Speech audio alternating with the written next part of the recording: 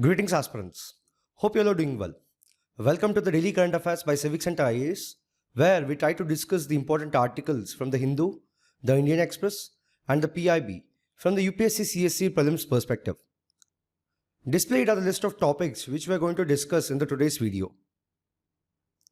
The first article says that in his 11th successive Independence Day address from the ramparts of the Red Fort, Prime Minister Shri Narendra Modi gave a renewed push to the BJP's ideological aim of a uniform civil code, reframing the idea as a secular civil code enshrined in the constitution and a way of ensuring equality before the law for all.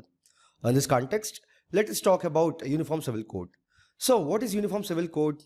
See, the uniform civil code is a proposed set of laws intended to replace the diverse personal laws which are governing various communities in the country with a single set of laws applicable to all citizens irrespective of their religion.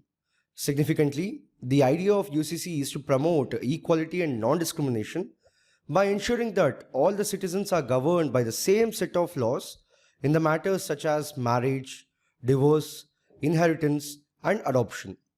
Know that the UCC or the Uniform Civil Code is part of the directive principles of the state policy, which are not enforceable by law but are fundamental to the country's governance. Article 44 of the Constitution lays down that the state shall endeavour to secure a uniform civil code for the citizens throughout the territory of India. Also, it encourages the state to endeavour to secure from all the citizens a uniform set of laws governing personal matters. Remember that Goa is the first state in India to have a uniform civil code. It was after India annexed the territory in 1961. The Parliament enacted a law for continued application of the Portuguese Civil Code of 1867. And recently, Uttarakhand has passed the Uttarakhand Uniform Civil Code Bill of 2024, becoming the first state in India to implement a uniform civil code. The second article of the day says that with delays plaguing the 34,000 crore PM-KUSUM program, which was launched to boost the solar energy infrastructure in agriculture, states have begun experimenting with alternative approaches to improve adoption. In this context, let us talk about the various aspects related to the PM-KUSUM scheme. So, what is the scheme about? See, the PM-KUSUM scheme stands for the Pradhan Mantri Kisan Urja Saraksha Evam Uttaman Mahabhiyan scheme. It is aimed at ensuring energy security for farmers in India, along with honouring India's commitment to increase the share of installed capacity of electric power from non-fossil fuel sources to 40% by 2030 as part of the intended nationally determined contributions, in short called the INDCs. Further, the scheme is for de-dieselization of the farm sector and enhancing the income of the farmers. Know that under the scheme, the central government subsidy is up to 30% or 50% of the total cost is given for the installation of the standalone solar pumps and also for the solarization of existing grid-connected agricultural pumps. Further, farmers can also install grid-connected solar power plants up to 2 MW under the scheme on their barren or fallow land and sell electricity to local DISCOM at a tariff determined by state regulator. Notably, this scheme is being implemented by the designated departments of the state government. Additionally, the PM-KUSUM scheme has the following components. Firstly, component A, which is about setting up of 10,000 MW of decentralized ground or stilt mounted grid, connected solar or other renewable energy based power plants by the farmers on their land. Secondly, the component B, which is about installation of 14 lakh standalone solar agriculture pumps. Lastly, component C, which deals with the solarization of 35 lakh grid connected agriculture pumps, including feeder level solarization. Remember that the scheme is available till 31st of March 2026. The next article is about CJI saying that the happenings in Bangladesh is a clear reminder of how precious liberty is to us and cited the emergency to underline why is it important that we dwell on the stories to remind us of how important these things are. He also said that in one of the Rabindranath Tagore's poems, two birds, one of them caged, engage in a conversation where one bird asks other, would you prefer security of being caged to the uncertainty of freedom? Further, he added that our constitution made the choice for us. In this context, let us talk about liberty. So, what is liberty? See, liberty means the absence of restraints on the activities of individuals. Significantly, it provides opportunities to develop oneself fully. Know that India borrowed ideals of liberty, equality, and fraternity from France. Further, there are two types of liberty. Firstly, positive liberty, which recognizes that one can be free only in society and hence tries to make that the society such that it enables the development of the individual. Whereas negative liberty is only concerned with inviolable area of non-interference and not with the conditions in the society outside the area as such. More importantly, even the preamble mentions liberty of thought, expression, belief, faith, and worship. The next article says that India will offer end-to-end semiconductor solutions to the world and become a manufacturing hub for cutting-edge technologies by leveraging its large-skilled youth base, according to Prime Minister Shri Narendra Modi during his 78th Independence Day speech. In this context, let us see what semiconductors are and then about the India Solar Mission, and lastly we'll talk about a Semicon India program. Now, if we have to talk about the India Semiconductor Mission, see, it is a specialized and independent business division within the Digital India Corporation that aims to build a vibrant semiconductor and display ecosystem to enable India's emergence as a global hub for electronics manufacturing and also design. Significantly, envisioned to be led by global experts in the semiconductor and display industry, the India Semiconductor Mission will serve as the nodal agency for efficient, coherent, and smooth implementation of the schemes. Now, what are the objectives of the scheme? See, firstly, to formulate a comprehensive long-term strategy for developing sustainable semiconductor and display manufacturing facilities. Then, to facilitate the adoption of secure microelectronics and develop a trusted semiconductor supply chain. Thirdly, to enable growth of Indian semiconductor design industry through support mechanisms for startups. Then, to promote indigenous intellectual property generation and facilitate transfer of technologies.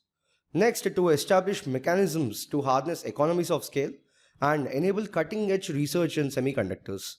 Lastly, to foster collaborations and partnership programs with national and international agencies, industries, and institutions. Now, moving on to talk about Semicon India program. See, it aims to provide attractive incentive support to companies or consortia that are engaged in silicon semiconductor fabs, display fabs, compound semiconductors or silicon photonics or sensors fabs, semiconductor packaging, and semiconductor design.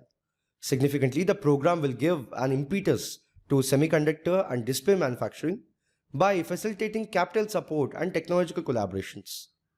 The next article says that astronomers from the Indian Institute of Astrophysics have found out a new method to predict the amplitude of the upcoming solar cycle.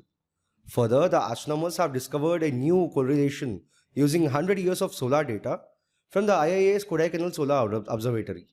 The intricacies of the solar cycle and forecasting space weather are important fields of current research, including India. In this context, let us see all the aspects related to it. So firstly, what is space weather? See, the main components of space weather are the solar wind, coronal mass ejections, and solar flares. They can compress the magnetosphere of the Earth and trigger geomagnetic storms, which can affect the communication and power transmission, damage spacecraft electronics, and threaten the lives of astronauts. Thus, the space weather has a profound influence on modern civilization, according to the Department of Science and Technology. Then, what is the solar cycle? See, the solar cycle is the cycle that the sun's magnetic field goes through approximately every 11 years, during which its magnetic activity increases and decreases. So, the sun, which is a massive ball of hot, electrically charged gas, generates a powerful magnetic field that undergoes a cycle known as solar cycle. This means that the sun's north and south poles switches places. Interestingly, the solar cycle affects the activity on the surface of the sun, such as sunspots, which are caused by the sun's magnetic fields. The solar cycle is tracked by counting sunspots. Then the coronal mass ejections are a large-scale eruptions of charged particles, which are nothing but the plasma, and magnetic fields from the solar atmosphere into space. Further, they can disrupt a range of ground and space-based technologies and satellites on Earth. Lastly, the sunspots are the areas that appear dark on the surface of the Earth. They appear dark because they are cooler than the other parts of the sun's surface. The next article says that the Securities and Exchange Board of India, SEBI, has marked dues worth 76,293 crore rupees as difficult to recover (DTR) at the end of 2023-24, which is 4.5% more than the 73,287 crore in the previous year. Know that DTR dues are those which could not be recovered even after exhausting all modes of recovery. In this context, let us see a few aspects related to SEBI. See, SEBI became an autonomous body on 12th April 1992 and was soon constituted as the regulator of capital markets under the Government of India. Know that the headquarters of the SEBI is located in Mumbai of Maharashtra. There are three primary objectives of SEBI, which are: firstly, to act as a watchdog of the Indian capital market; secondly, to protect the interests of the investors in securities; and thirdly, to promote and regulate the securities market. Remember that the Securities and Exchange Board of India is a quasi-legislative and quasi-judicial body that can draft regulators, conduct inquiries, pass rulings, and impose penalties. Further, SEBI is also responsible for the needs of the following three groups, which constitute the securities market, that are issuers of securities, investors, and market intermediaries. The next article says that the WHO has declared monkeypox, which has badly affected the Democratic Republic of Congo and growing number of countries in Africa, to be a health emergency of international concern. Notably, this is the second time the viral infection has been designated such. In this context, let us talk about monkeypox. So, what is monkeypox? See, it's a viral zoonotic disease, which means the transmission is from animal to humans, and is identified as a pox-like disease among the monkeys, hence it is named monkeypox. Furet is a self-limiting viral infection caused by an orthopox virus and causes fever, enlarged lymph nodes, and a painful rash that forms blisters and then crusts over. Though self-limiting, it can lead to death, especially among the children and those with weak immune systems. Now, if we have to talk about its transmission, remember that monkeypox spreads from person to person through close contact with someone who has a rash, including face-to-face, skin-to-skin, mouth-to-mouth, or mouth-to-skin contact, including sexual contact. Then moving on to talk about the symptoms. The first invasion period, which is between 0 to 5 days, is characterized by fever, headache, and lymph node swelling. The last is a telltale sign. Also, skin eruptions show up within 2 days of fever. Know that the rash is more concentrated on the face, but can also be found in the palm and sole of the feet. Also affects the oral mucous membrane, the conjunctiva, cornea of the eye, and the genital area. How do you test for monkeypox? See, these are DNA viruses, so we need a PCR test. There is no effective vaccine available for monkeypox infection for now. The next article says that in the context of the Prime Minister Shri Narendra Modi celebrating the success of Jal Jeevan Mission on 78th Independence Day. So, we'll talk about the Jal Jeevan Mission. See, the Jal Jeevan Mission is envisioned to provide safe and adequate drinking water through individual household tap connections by 2024 to all the households in rural India. Now, moving on to talk about the features of Jal Jeevan Mission.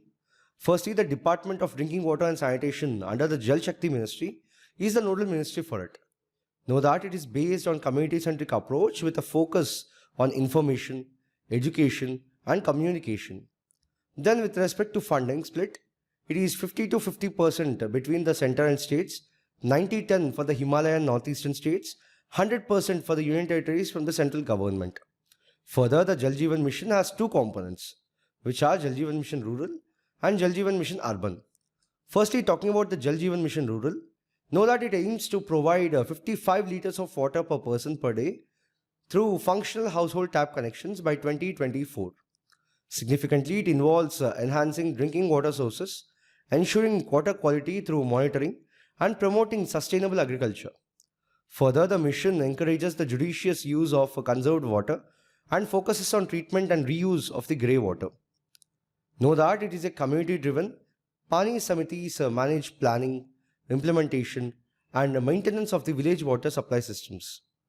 Now, moving on to talk about the Jal Jeevan Mission Urban, it comes under the Ministry of Housing and Urban Affairs. Then, if we have to discuss its objectives, first one is to secure tap and sewer connections, rejuvenation of water bodies, and creating circular water economy. Secondly, it aims to provide a functional household tap connections to residences in all 4,378 urban local bodies. Lastly, it extends to include liquid waste management initiatives in 500 cities covered under the Atal Mission for Rejuvenation and urban transformation Amrut. The next article says that paying a special homage to Bhagan Basam Munda, Sri Modi said the country remains forever indebted for him for the selfless sacrifice and service to the nation. He emphasized Munda's significant role in the fight for freedom, who at a young age of 22 shook the foundations of British Raj. See, he was a folk hero and a tribal freedom fighter who played a pivotal role in the Indian independence movement, particularly in the tribal regions of the British India. Further, he belonged to the Munda tribe in Chota Nagpur Plateau area. Notably, he spearheaded an Indian tribal mass movement that arose in the Bihar and Jharkhand belts in the early 19th century under the British colonization. Interestingly, due to his greatness and achievements to free the tribals, he was called Dati Abba.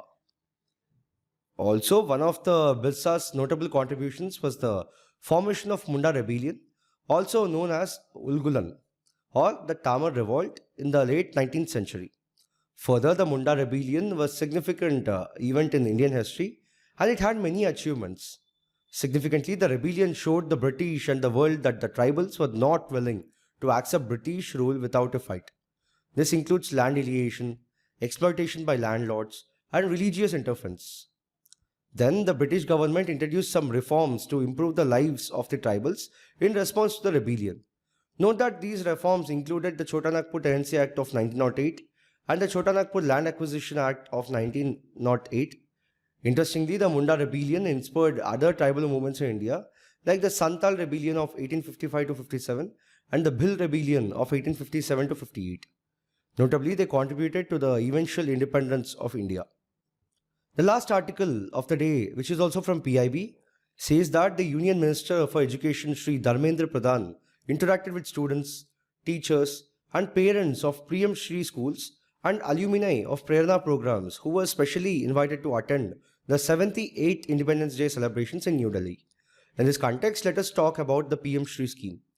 See, the PMstre scheme approved by the Cabinet on September 7th of 2022 is a centrally sponsored initiative aimed at establishing over 14,500 PMstre schools. Note that PMstre stands for PM Schools for Rising India. Note that these schools will be selected from existing schools which are managed by the central government, state government or UT governments, local bodies, Kendriya Vidyalaya Sangathan and Navodaya Vidyalaya Samiti. Now moving on to talk about the key objectives and features. Firstly, PMstre schools will serve as exemplar institutions showcasing the implementation of National Education Policy 2020 and providing leadership to other schools in the regions. Secondly, these schools aim to create an inclusive, equitable and joyful environment that addresses diverse backgrounds, multilingual needs and varying academic abilities. Hence, the focus is on making students active participants in their learning process. Thirdly, the schools will prioritize not just cognitive development, but also the creation of well-rounded individuals equipped with 21st century skills. So the pedagogy will be experimental, holistic, integrated and inquiry-driven with a focus on learner-centered and discussion-based learning. Further, the scheme ensures that all the students have access to good physical infrastructure and appropriate resources, fostering a secure and enriching learning atmosphere. Additionally, the assessments will focus on conceptual understanding, application of knowledge to real-life situations, and also competency rather than rote learning. If we have to talk about the scheme duration and costs, the scheme will run from 2022-23 to 2026-27, after which the states or UTs will be responsible for maintaining the benchmarks achieved. Notably, the total cost is 27,360 crore with a central share of rupees 18,128 crore. More than 20 lakh students are expected to benefit directly. So we have come to the end of our discussion. In today's video, we saw 10 articles in total. We'll be back again tomorrow with another video. Thank you.